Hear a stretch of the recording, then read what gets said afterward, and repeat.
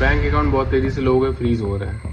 30 second में आप जानिए कि अपना बैंक अकाउंट फ्रीज होने से कैसे बचा सकते हैं, और जो लंबे लंबे चक्कर लगते हैं पुलिस, कोर्ट कचहरी, थाने, इन सब चक्करों से आप बच सकते हैं।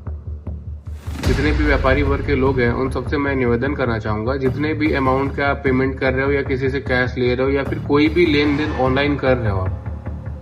कोशिश कीजिए आप उन सब का रिकॉर्ड रखना शुरू कीजिए। अगर आपके पास कोई 10,000 का भी सामान ले रहा है तो पेमेंट ऑनलाइन कर रहा है तो उस चीज़ का आपको रिकॉर्ड रखना पड़ेगा, मैंडेटरी है। अगर आपको अपने अकाउंट को सेव करके रखना है तो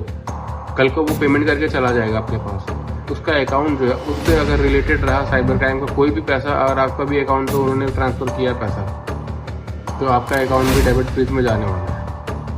तो बैंक आपसे पूछेगी कि ये अमाउंट किसका आया था। अगर आप उनको सारी डिटेल और इन्फॉर्मेशन नहीं प्रोवाइड कर पाओगे कि ये इस अमाउंट का पैसा मेरे पास कहाँ से आया था और किसने भेजा था या फिर इसके थ्रू मैंने कोई सर्विस दी थी, इसका पेमेंट मैंने लिया है, अगर उसका रिकॉर्ड आप बैंक को नहीं देते हो तो आपका बैंक अकाउंट भी म्यूल अकाउंट में आ सकता है। म्यूल अकाउंट का मतलब क्या होता है, आपने अपना बैंक अकाउंट किसी और को लेंड कर दिया है या फिर दे दिया है किराए पे कि आप मेरे अकाउंट में कितने भी मर्जी आप ट्रांजेक्शन करो, म्यूल ट्रांजेक्शन करो, फ्रॉड ट्रांजेक्शन करो, बड़े बड़े अमाउंट के ट्रांजेक्शन करो, मुझे सिर्फ मंथ का थोड़ा अमाउंट दे दिया करना है। बड़े बड़े अमाउंट का लेन देन होता है तो मेरे को प्रॉब्लम होती है करने में, तो अपना बैंक अकाउंट तो मुझे किराए पर दे दो।